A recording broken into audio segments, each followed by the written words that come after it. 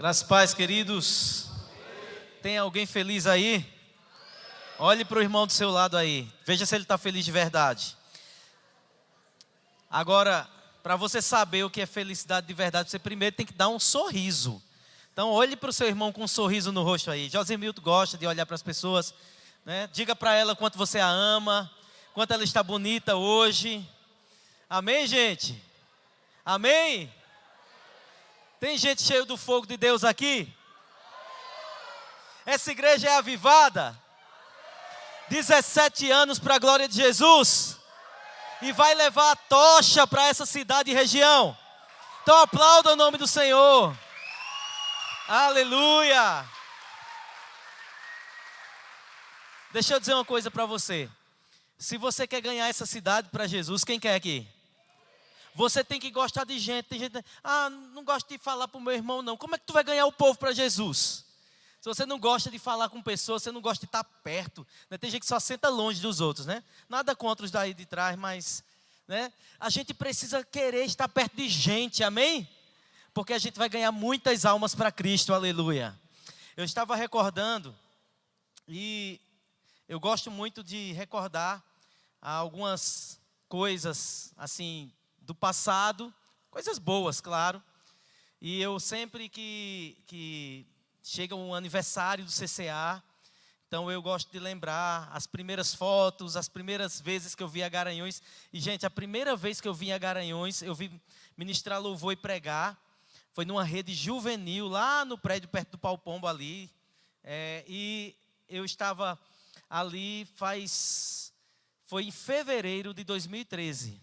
Foi a primeira vez, a gente ainda ia fundar o CCA em Caruaru, estava começando ainda, né, porque só em março, então, que a gente começou a reunir com os irmãos lá em Caruaru. E em agosto de 2013, no dia 24, sábado, vai fazer agora 11 anos, que nós inauguramos oficialmente o CCA em Caruaru com a placa Centro Cristiano de Adoração. Então, nós estamos muito felizes também. Quero parabenizar a igreja aqui, agradecer a Deus pela vida da nossa liderança, nossos pastores, que sempre foram muito fiéis ao Senhor, até para nos receber. Irmãos, eles tiveram tanta cautela, né? E hoje a gente entende a importância disso, a importância de primeiro conhecer, de ter tempo de mesa juntos. Isso foi tão importante para nós. É por isso que nós também valorizamos tanto isso. Então eu queria que você aplaudisse a sua liderança dessa igreja. Obrigado, pastor Marcos, pastora Cristiane. Obrigado por todo carinho, amor que tem conosco. Você se sente amado e pastoreado aqui? Amém? É porque Deus tem realmente sido gracioso conosco e nos dá pastores fiéis. E pela graça de Deus e misericórdia, eu e Jerusa, nós estamos ali pastoreando em Caruaru há 11 anos. Em 2016 fomos ordenados oficialmente, no dia 2 de julho de 2016. Fomos ordenados e Deus tem feito grandes coisas lá em Caruaru também. E claro que a gente sabe que é o Espírito Santo que está fazendo, mas a gente sabe também que tem a ver com o que Deus tem feito aqui nessa igreja, com a nossa liderança. Isso tem sido muito lindo e muito especial para nós. Agora, apesar de tudo isso, de todas as bênçãos, de tudo que Deus está fazendo, nós não podemos nos esquecer que nós temos uma responsabilidade diante de Deus. Você tem um chamado de Deus? Então, se você sente que tem um chamado de Deus, isso significa dizer que existem responsabilidades para você. Então, não ache que, Deus tem um chamado para mim, ou você, qualquer pessoa. Não, você precisa ter responsabilidades. Amém, irmãos? Então, eu quero compartilhar com vocês hoje sobre isso. O tema dessa mensagem eu estou intitulando: Pare de dar desculpas para Deus. Vamos dizer juntos, vamos lá? Pare de dar desculpas para Deus. Agora, carinhosamente, toque no ombro do seu irmão e diga assim: meu irmão, eu acho que Deus está dizendo uma coisa séria para você hoje. Então, pare de dar desculpas. Gente, nós somos muito bons em dar desculpas. Sério, sério. O brasileiro, pense comigo aqui, plena segunda-feira, você bate cartão, mas você acordou tarde, você perdeu a hora, e aí você passou a noite toda orando, né? Aleluia. Aí você perdeu a hora de ir para o trabalho. Aí o brasileiro vai trabalhar na segunda-feira, porque assim, desculpa aí, já manda mensagem. o pneu da moto furou. Mentira. Acaba não tem nem moto. Não, mas foi o mototáxi. Ah, foi o ônibus, quebrou, o ônibus teve um problema. E a gente vive nessa mania de dar desculpa, sim ou não? Atrasou para o discipulado. Tem uma desculpa. A gente é bom nisso. A gente elabora rapidinho assim, peraí, deixa eu ver o que é que eu vou falar. Deixa eu ver o que é que eu vou dizer. E não pense que com Deus a gente não é assim. A gente é assim, só que Deus não é enganado. Deus conhece o nosso coração, o íntimo do nosso coração, o mais profundo. Então, será que Deus não conhece, irmãos, as nossas fraquezas? Claro que sim. Será que Ele não conhece as nossas limitações e as nossas falhas? Claro que sim. Agora, às vezes a gente acha que Deus, Ele está apostando em nós. Deixa eu dizer para você uma coisa. Deus não aposta em ninguém. Deus tem certeza. Aposta é uma coisa que, deixa eu ver se dá certo, sim ou não? É uma coisa que a gente vai tentar. É uma coisa que, tem gente aí, né? Em nome de Jesus aqui não, mas viciado em tigrinho, né? Apostando lá. E acha que vai enricar. E sabe, não, Deus não aposta, Deus tem certeza. Se Deus chamou você, Ele já viu em você potencial. Ele viu em você as características que Ele precisa para usar. Ele não chama alguém aleatoriamente, Ele chama quando Ele tem certeza. Então se você tem um chamado, é porque Deus tem certeza. Agora não tem a ver conosco, e eu vou falar um pouco sobre isso, sabe? Agora a gente pode usar algumas desculpas, e se a sua desculpa for: é porque eu me sinto incapaz, eu sou fraco. Deixa eu dizer, Deus não se importa com isso. Porque Ele é quem capacita e Ele é quem dá força. Outra coisa, se for por falta de tempo, se a sua desculpa é porque, pastor, eu não tenho tempo. Olha, eu trabalho muito, eu faço hora extra, eu tenho que estudar também. E eu tenho família. E família é meu maior patrimônio. Por isso que eu não posso exercer ministério. Deixa eu dizer outra coisa para você. Deus também não está preocupado com isso, que Ele não chama preguiçoso. Ele chama gente trabalhador. Tem alguém trabalhador aqui? Quando eu era criança, tinha uma brincadeira que fazia tocar na orelha assim. Se a orelha fosse mole, né? Esse aqui é trabalhador, ó, a orelha é durinha, né? Então não olhe para a orelha do seu irmão agora, mas saiba de uma coisa. Deus conta com os trabalhadores. Se você é uma pessoa fiel, você é uma pessoa responsável, você é um pai de família, você é uma mãe de família, você é um jovem que tem responsabilidade, ajuda seus pais. Deus está chamando você mesmo, porque Ele não quer saber de negócio com preguiçoso, não. Preguiçoso não acorda para orar. Preguiçoso não quer ler a Bíblia. Preguiçoso não quer pregar para ninguém. Preguiçoso não quer ganhar alma para Jesus. Deus quer trabalhadores, irmãos. Quando Jesus ele está andando pelas cidades e pelas cidades pequenas e povoados, os discípulos estavam com ele ali, ele olha e Jesus sente grande compaixão daquele povo, porque eles eram como ovelhas que não tinham pastor. Jesus diz uma coisa para aqueles discípulos: rogai ao Senhor da seara, para quê? Para que o quê? Mande quê? Trabalhador. Deus conta com trabalhador. Então não tem desculpa para você dizer para Deus assim: Deus, o Senhor sabe, eu não tenho tempo agora, mas um dia, você está completamente equivocado e está elaborando de forma inconsciente uma desculpa para Deus. Deus conhece os nossos corações e se Ele está chamando é porque Ele sabe que nós vamos ser um canal e um instrumento dEle nas mãos dEle. Amém? Agora, abra sua Bíblia em Juízes capítulo 11.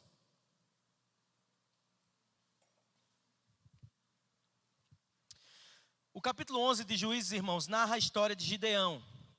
E eu quero ler com vocês aqui. Nós vamos ver aqui um rapaz corajoso, um rapaz trabalhador, um homem esforçado.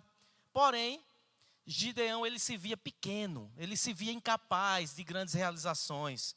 E quando ele foi chamado por Deus, deu algumas desculpas por ele se ver inferior. Ele se via muito pequeno. E o que me chama a atenção aqui é que Deus, Ele não está nem aí para a nossa força ou para a falta dela. Na verdade, esse não é o critério que Deus usa. Nesse caso, o critério que Deus usa, e preste bem atenção, o critério que Deus usa aqui é a obediência. Diga obediência. Diga o critério de Deus para usar alguém na sua obra como trabalhador. Diga obediência. Deus quer pessoas obedientes, trabalhadores obedientes. Então, é só o que Deus quer. É só o que Deus quer de nós. O resto é Ele que faz. Vamos lá então. Juízes capítulo 6, versos 11 ao 16. Eu disse 11, né? Mas é o capítulo 6, perdão, viu? Juízes capítulo 6, versos 11 ao 16. Então o anjo do Senhor veio e sentou-se sob a grande árvore de Ofra, que pertencia ao abiesrita Joás. Gideão, filho de Joás, estava malhando o trigo num tanque de prensar uvas, para escondê-lo dos medianitas. Então o anjo do Senhor apareceu a Gideão e lhe disse: o Senhor está com você, poderoso guerreiro. Ah, Senhor. Gideão respondeu: se o Senhor está conosco, por que aconteceu tudo isso? Onde estão todas as suas maravilhas que os nossos pais nos contaram quando dizem: não foi o Senhor que nos tirou do Egito? Mas agora o Senhor nos abandonou e nos entregou nas mãos de Midian. O Senhor se voltou para ele e disse: com a força que você tem, vá libertar Israel. Preste atenção nisso aqui, irmãos. Porque aqui está acontecendo agora um diálogo fantástico. Uma presença gloriosa.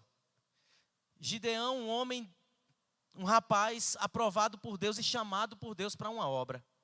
Gideão está ali completamente desmotivado, porque eles estavam sendo saqueados, roubados.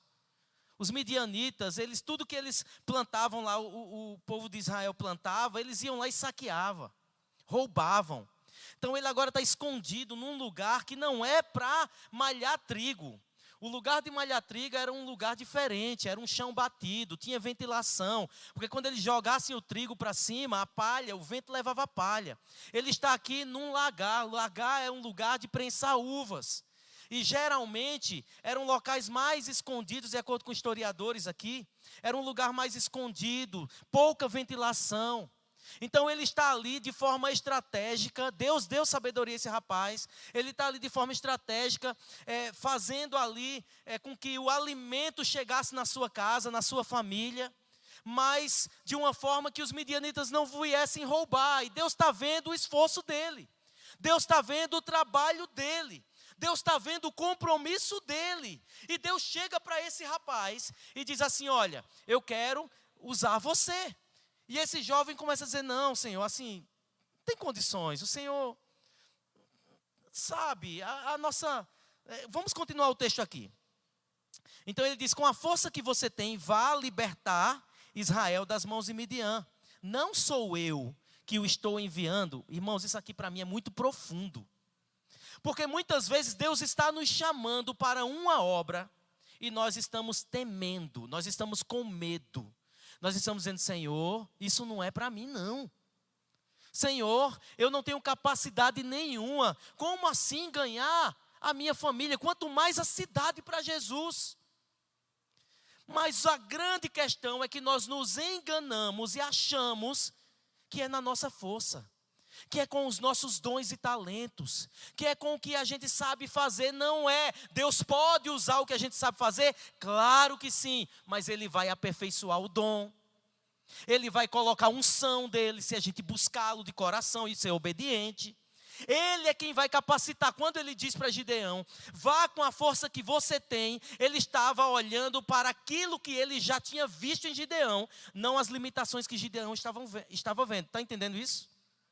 Então a ótica de Deus é diferente da nossa ótica.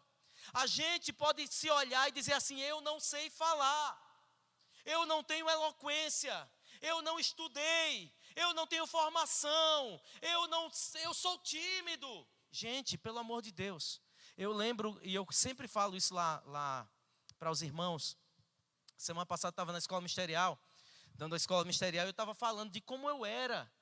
E eu lembro que alguns anos atrás eu não tinha coragem de pegar no microfone. Eu sou extremamente tímido, de verdade. Tem momentos que eu fico, e até hoje, eu fico assim, me tremendo antes de subir no púlpito. Por causa da minha limitação. Mas eu entendi uma coisa: se Deus me chamou, ou se Deus chamou você, Ele é quem capacita, e da mesma forma que Ele disse para Gideão, vá na força que você tem, Ele está dizendo a mim e a você hoje, vá com a força que você tem. Você só não vai se segurar nela, você só não vai se garantir nela, você precisa depender dEle.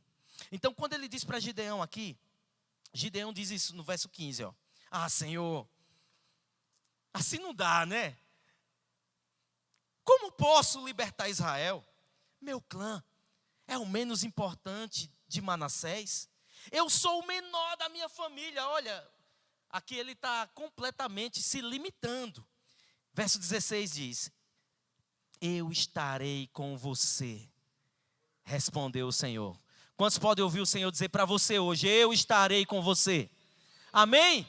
O Senhor diz para você também, para mim, para essa igreja: eu estarei com você. Quando a gente fala de ganhar a cidade, a gente não está falando da nossa capacidade, a gente está falando daquele que nos chamou, aquele que nos deu uma visão, aquele que pode dar e colocar dentro de nós tudo o que nós precisamos, para que de fato Satanás bata em retirada e o inferno seja saqueado.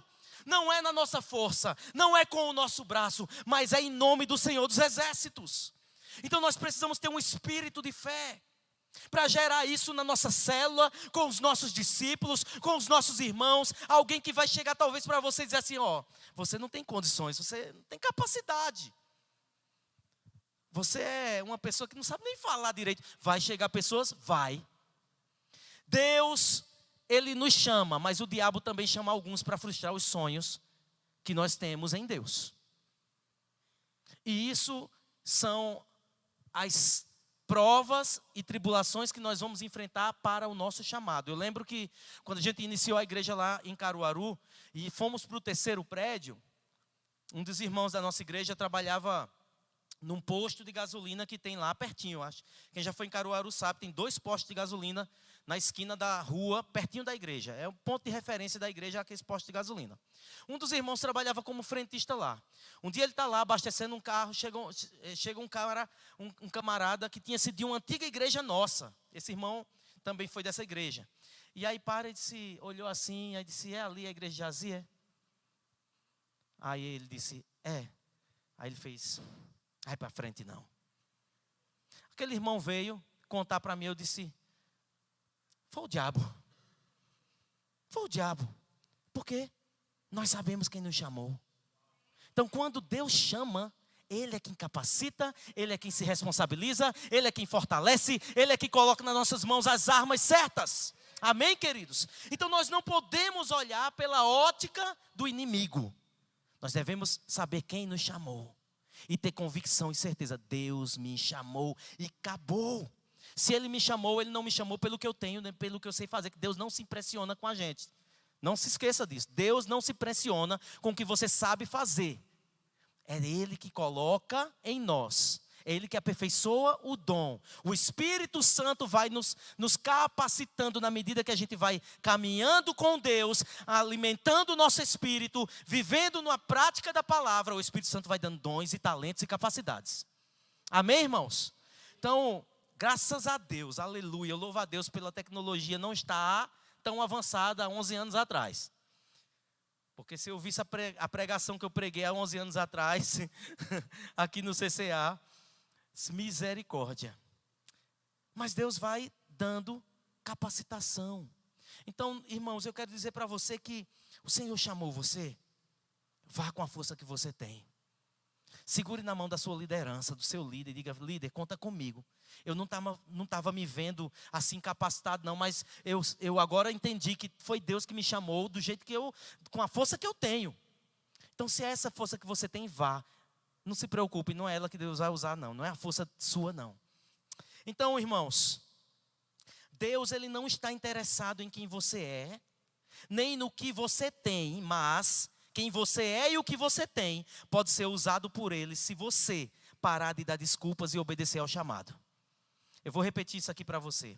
Deus não está interessado em quem você é, nem no que você tem. Mas o que você tem e o que você é, pode ser usado por Deus, se você parar de dar desculpas e obedecer o chamado. Então o que que Deus faz? Ele usa pessoas comuns para realizar os seus planos, os seus propósitos. Então talvez a sua desculpa é: eu não sou a pessoa mais indicada.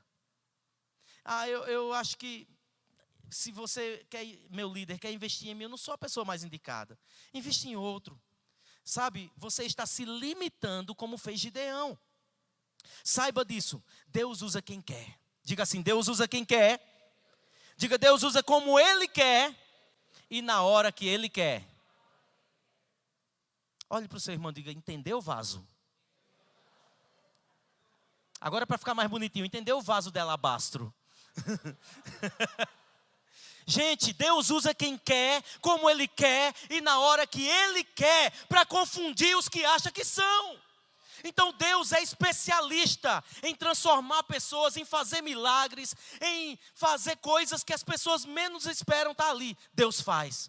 Eu estou muito feliz com a igreja, com os pastores, né, pela conquista, pelas poltronas, coisa linda, maravilhoso. Mas eu estou mais feliz porque essa igreja é uma igreja fiel. Uma igreja que ama a Deus e tem seguido firme no propósito da obediência. Sabe? Nós precisamos continuar assim, obedecendo ao chamado do Senhor. E Deus vai fazendo o milagre necessário para cada dia, amém? Agora, se eu desobedeço, se eu retrocedo, então eu não vou realmente desfrutar das bênçãos de Deus. Então Deus usa quem quer, irmãos. Porém, existem aquelas pessoas que acham que são boas demais. Tem pessoas que se veem como superiores a outras. Acham que sabem tudo. Essas pessoas Deus reduz a nada, para não se encherem do orgulho próprio. E aqui tem um caso muito, muito clássico na Bíblia, né? Mas Paulo, ele que está lá no Antigo Testamento, mas eu vou falar que Paulo, ele traz aqui na primeira carta aos Coríntios, capítulo 1, versos 26 ao 29. Olha o que diz a Escritura, está aqui na tela.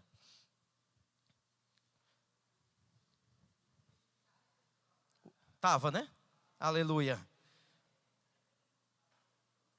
Diz o seguinte: irmãos, pensem no que vocês eram quando foram chamados. Preste atenção no que Paulo está dizendo aqui à igreja, porque isso tem muito a ver com a igreja de hoje. Pensem no que vocês eram quando foram chamados. Poucos eram sábios, segundo os padrões humanos. Poucos eram poderosos. Poucos eram de nobre nascimento. Mas Deus escolheu as coisas loucas do mundo para envergonhar os sábios. Escolheu as coisas fracas do mundo para envergonhar as fortes. Ele escolheu as coisas insignificantes do mundo, as desprezadas, e as que nada são, para reduzir a nada as que são, para que ninguém se vanglorie dele. Diga, para que ninguém se engrandeça. Porque tem muita gente se orgulhando de si. Tem muita gente achando que é alguma coisa e não é. Para Deus não, porque Deus está vendo o coração. Pessoas que estão querendo passar por cima de outras para ser líder. Pessoas que querem avançar no ministério, mas pisando em irmãos, maltratando, humilhando, sabe? Tratando como se as pessoas fossem nossos empregados. Então a liderança, o chamado que Deus tem para nós é um chamado de amor. É de cuidar uns aos outros com amor. É de corrigir uns aos outros com amor. É de estarmos numa atmosfera de comunhão e serviço. Então Deus não nos chamou para oprimir pessoas, mas tem gente que insiste em ser líderes opressores. E por causa disso, tem tanto escândalo acontecendo no mundo, em igrejas famosas, por causa de opressão, por causa de lideranças doentias. Mas nós não podemos, irmãos, como igreja, ter esse perfil. Nós precisamos continuar firmes no propósito, com a força que Deus nos deu, para continuarmos olhando para Cristo como nosso modelo, para Cristo como nosso mestre, porque ele se fez servo. Ele se fez servo dos homens. Então, quando a gente olha para as Escrituras, a gente vai ver que muitas pessoas que Deus chamou deram desculpas. Foi assim com Moisés. Moisés foi um rapaz sentenciado à morte. Moisés nasceu sentenciado para morrer. Ele ficou escondido lá. A mãe escondeu ele lá por alguns meses. E as pessoas estavam procurando as crianças, porque era uma ordem de Faraó que matassem as crianças. Esse menino, Moisés, ainda criança, tinha uma sentença de morte. Mas Deus chamou Moisés, Deus escolheu Moisés. E Moisés, ele foi liberto de forma milagrosa, porque quando a gente lê o texto sagrado, só Deus para dar livramento e só uma pessoa que realmente tem um chamado de Deus. Deus livrou aquele menino. E nós sabemos toda a história, mas lá na frente, quando Moisés, aos 80 anos, é chamado de forma literal por Deus, Moisés diz o quê? Eu não tenho capacidade. Senhor, meu irmão é melhor. Olha as desculpas. Olha aí como a gente é fantásticos em dar desculpas para Deus. Talvez, eu não sei. O texto não fala muitos detalhes. Talvez ele estava pensando o seguinte: é melhor cuidar de bicho do que de gente, né? Talvez era, porque ele estava cuidando de ovelhas ali. Talvez ele está dizendo: aqui está tão bom, está tão cômodo.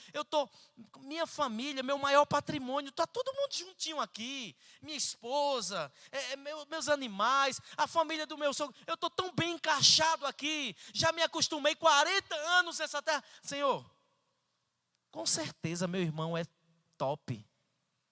Deus disse o que para ele? Deus queria Moisés.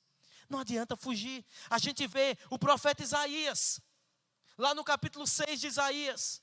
Aquele homem, quando se depara com o Senhor, quando ele vê a glória de Deus, ele fica temeroso. E ele sabe que o Senhor está chamando ele ali. Ele diz: Senhor, eu sou um homem de impuros lábios. Não dá para mim esse negócio não. E o Senhor purifica os lábios dele para que ele seja um profeta que fale, que a boca dele seja a boca de Deus na terra. Né? Os irmãos da Assembleia ali, boca de Deus na terra. Então, gente, quando Deus chama, Ele já está vendo o que Ele precisa de cada um de nós. Não adianta você dizer: não, Senhor, não dá. Não, Ele está chamando. Se Ele está chamando é porque Ele está vendo. Se Ele viu, é porque Ele sabe, porque foi Ele que fez. Ele conhece os vasos dele, né? Os vasos que Ele fez. Então, o profeta Jeremias, ao ser chamado, ele disse que não sabia falar, pois era muito jovem. Davi foi desprezado pelo pai, porque alguém pode dizer assim: ah, mas ninguém me vê. É outra desculpa. Ninguém me enxerga.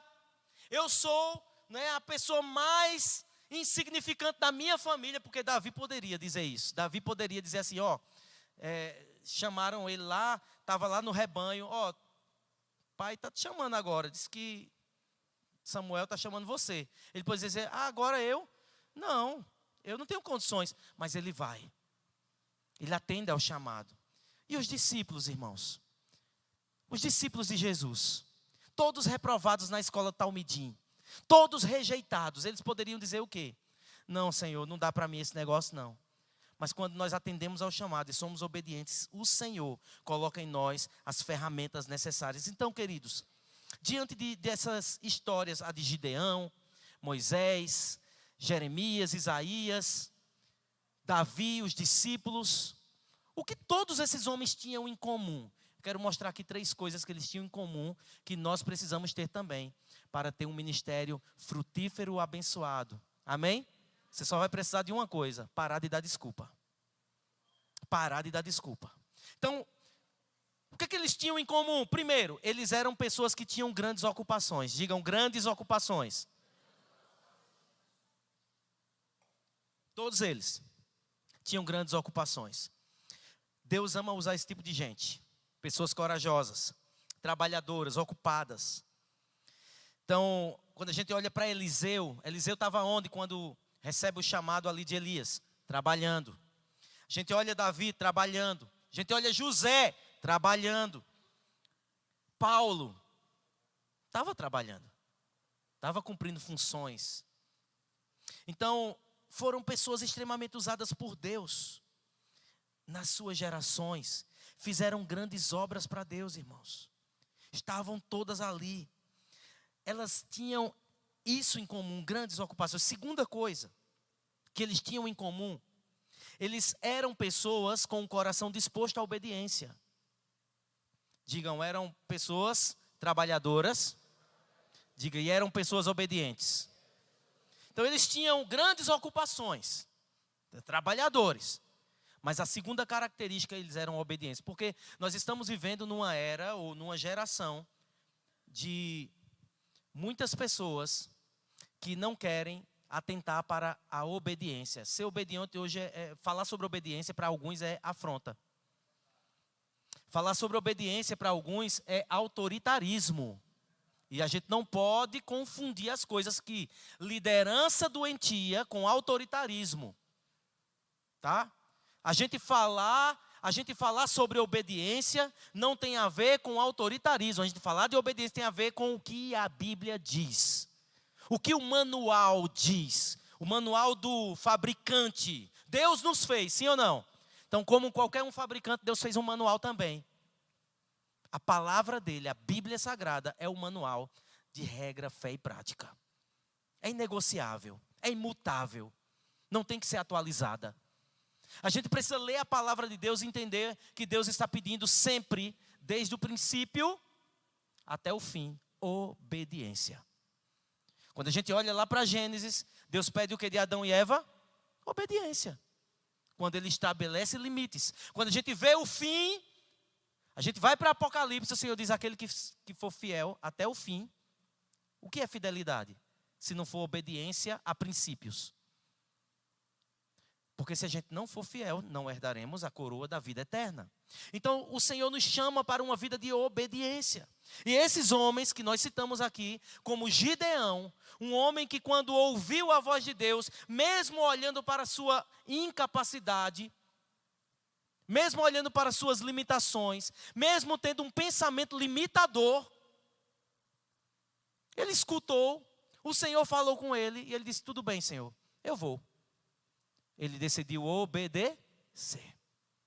E o que Deus fez na vida de Gideão? Milagres extraordinários. Vencer aquele exército midianita como eles venceram, com apenas 300 homens. Deus reduziu os 32 mil a 300, para que ninguém se vangloriasse da força e da capacidade humana.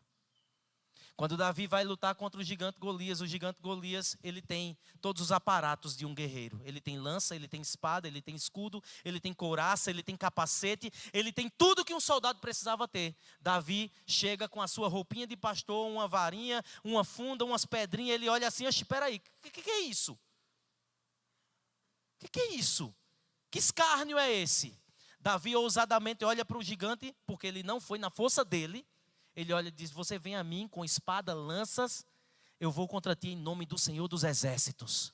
Porque não é pela capacidade humana. O chamado é de Deus, a força também é dele. Amém? A força também é dele. Ele não chama para usar na sua força, então entenda, pelo amor de Deus, cabecinha. Né? Entenda. Nós fomos chamados e é Deus que capacita. Se tem uma coisa que Deus reprova, é um coração desobediente. Meu Deus do céu. Eu sou pai, alguns aqui também são pais e mães. Gente, não tem coisa pior do que um filho desobediente, sim ou não? Meu Deus, dá uma tristeza. Né? Graças a Deus meus filhos cresceram, aleluia, glória a Deus. Eu acho que as piores fases, né? Eu imagino, né? Mas, gente, eu já tive muita dor de cabeça, os pastores sabem, nos acompanham há 11 anos. Que tristeza dava em ter que ir lá de novo e corrigir as mesmas coisas, os mesmos erros. Teve momentos assim de choro, de lamento, porque a desobediência é uma coisa terrível. A desobediência é um espírito, como diz Josué Gonçalves, luciferiano.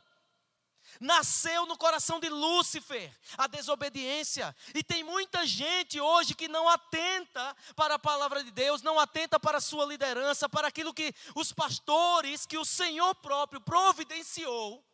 Porque, irmãos, é um privilégio ser pastoreado. Meu Deus, como eu sou feliz.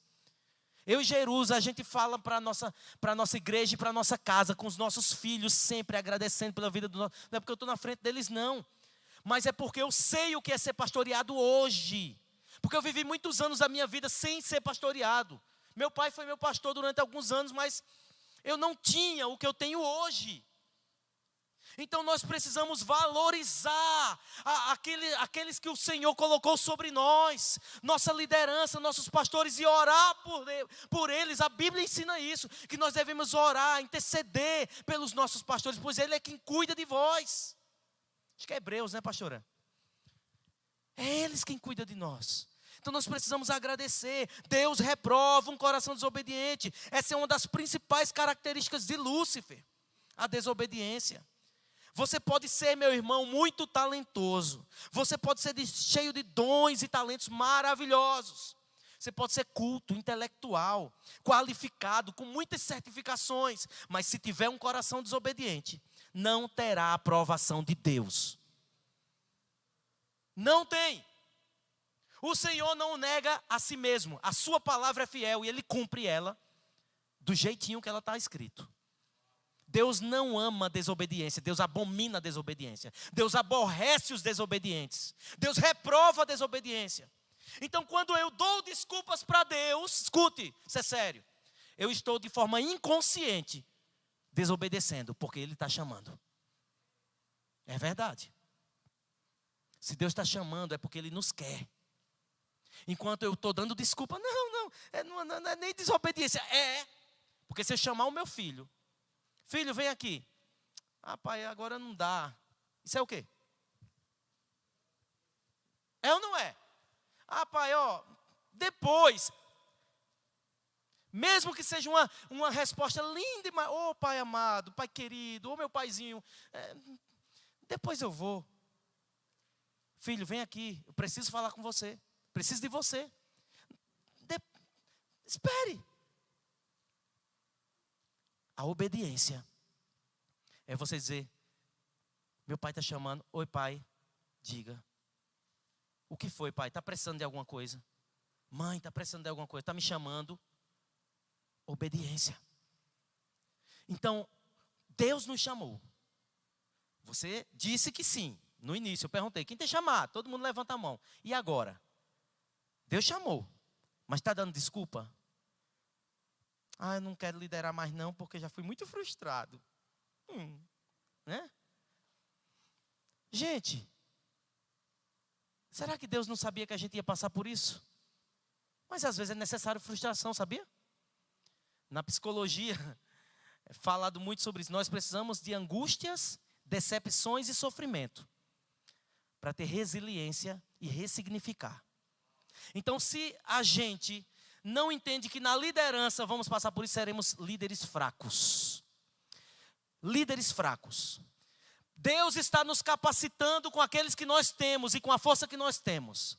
Se nós queremos chegar em algum lugar e ganhar uma cidade, precisamos ser fortes, precisamos ter resiliência, precisamos passar por obstáculos para que lá na frente, como Davi, possamos dizer, eu enfrentei leão, eu enfrentei urso e agora eu vou enfrentar esse gigante. Amém, gente? Então você pode ser muito talentoso, mas se for desobediente, meu irmão, não adianta. 1 Samuel, primeiro livro de Samuel 15, verso 15, capítulo 15, verso 17 ao 19 e o 22. Olha o que diz o texto bíblico aqui.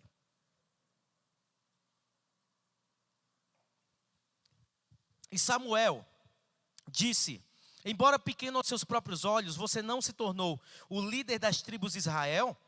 O Senhor ungiu como rei sobre Israel. E o enviou numa missão ordenando, vai, destrua completamente aquele povo ímpio, os amalequitas. Guerrei contra eles até que os tenha eliminado. Por que você não obedeceu o Senhor? Olha a pergunta de Samuel para Saul. Por que você não obedeceu o Senhor? Ele não mandou você fazer isso? Aí ele diz assim, porque se lançou sobre os despojos e fez o que o Senhor reprova. Por quê? Samuel, porém, respondeu: acaso tem o Senhor tanto prazer em holocaustos e em sacrifícios quanto em que se obedeça a sua palavra? A obediência é melhor do que o quê, irmãos? Sacrifício. E a submissão é melhor do que a gordura de carneiros. A obediência é melhor do que sacrifício. Ah, mas eu vou para a igreja todo dia. Isso é o sacrifício. A obediência é o quê? Ouvir os chamados. Eu vou para a igreja todo dia com um propósito. Eu vou orar, eu vou buscar a Deus, mas eu vou me fortalecer, me equipar com a minha liderança, porque meus pastores estão me equipando ao pastoreio, e eu vou fazer a obra do Senhor na minha casa, na minha família, no meu trabalho. Estou me equipando. Isso é a obediência. A gente precisa sacrificar a nossa carne, sim ou não? Oferecer ao Senhor um culto racional. O que é oferecer? É sacrifício.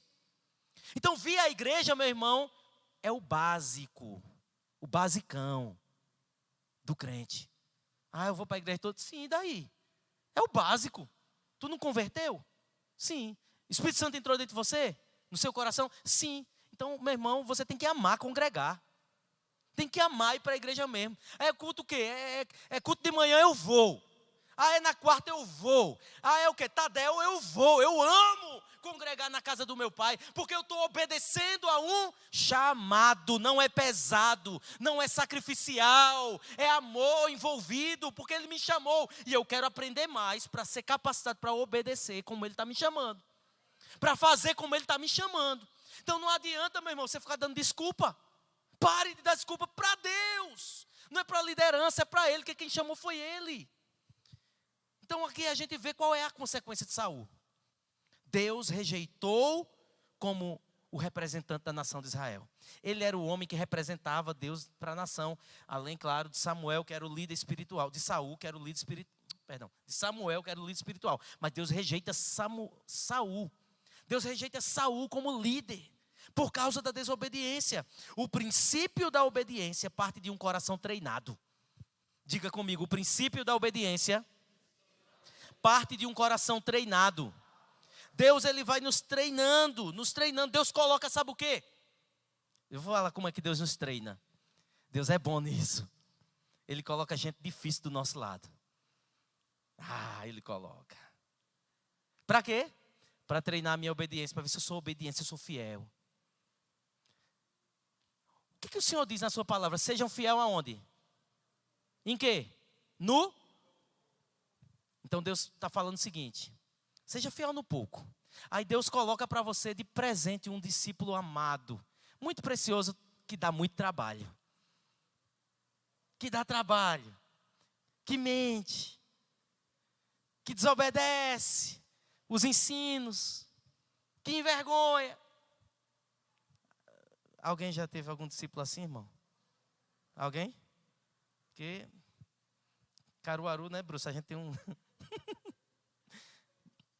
E o que eu comecei a entender foi o quê? Deus está me treinando. Se eu não for fiel nesse pouco, como Ele vai me colocar sobre o muito? Entendeu, líder de célula? Para multiplicar? Para estar sobre o muito, seja fiel com os pouquinhos que está dando trabalho. Vá sendo treinado. Deus coloca pessoas ao nosso redor para nos testar, para nos treinar a ter um coração obediente. Olha esse versículo do treinamento de Deus aqui, ó, lindo. 1 João 1, 20 e 21. Diz a palavra: se alguém afirmar, eu amo a Deus, mas odiar o seu irmão, é mentiroso.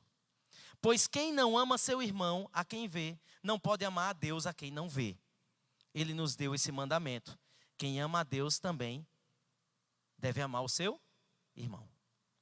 Deus está treinando a gente com as pessoas difíceis. Pastor, não tenho condições de amar, não. Eu já perdoei, mas ele lá e eu cá. E o Senhor dizendo: criatura, vai para lá, porque senão tu não vai passar, tu não vai chegar a coisas maiores. Você não vai, eu não vou confiar para você. Tem alguém chamado pastoral aqui? Tem? Aleluia, tem vários. Pois vá trabalhando isso no seu coração. Quanto mais pessoas difíceis Deus te der, mais Deus está confiando coisas grandes a você lá na frente.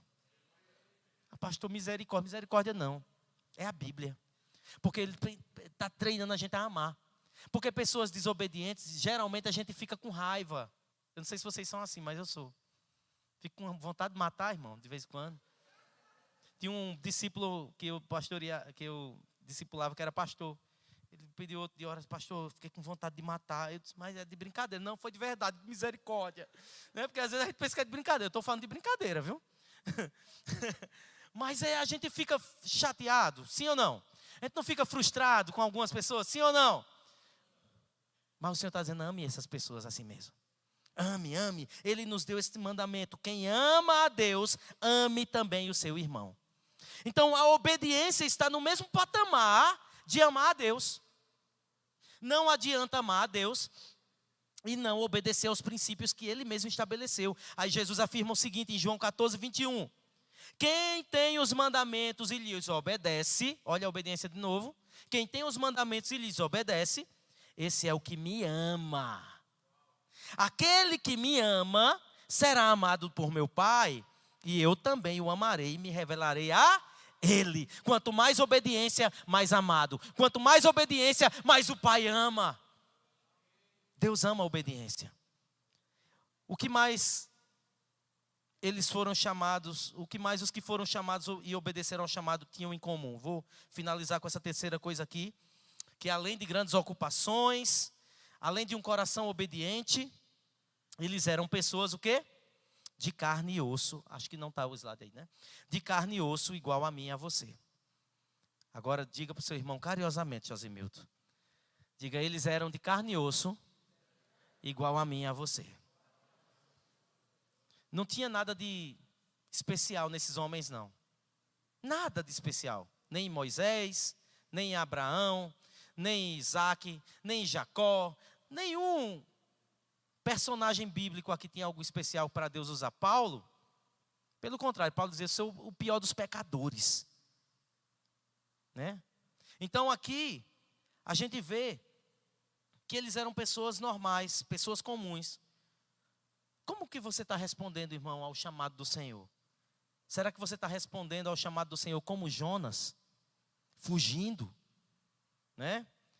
Ou desobedecendo aos princípios da palavra, com o coração rebelde, como o rei Saul, que foi escolhido, porém reprovado por ser desobediente? Quando Deus nos projetou para a sua glória, porque Ele nos projetou para a glória dEle. Eu fui criado por Deus, eu tenho convicção na minha identidade em Cristo. Eu fui criado para a glória de Deus. Se você não foi, aí é problema seu para resolver com Ele. Mas eu fui.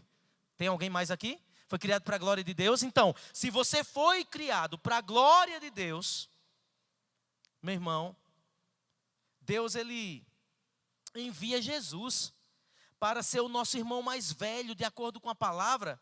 Deus queria uma família de muitos filhos semelhantes a Jesus.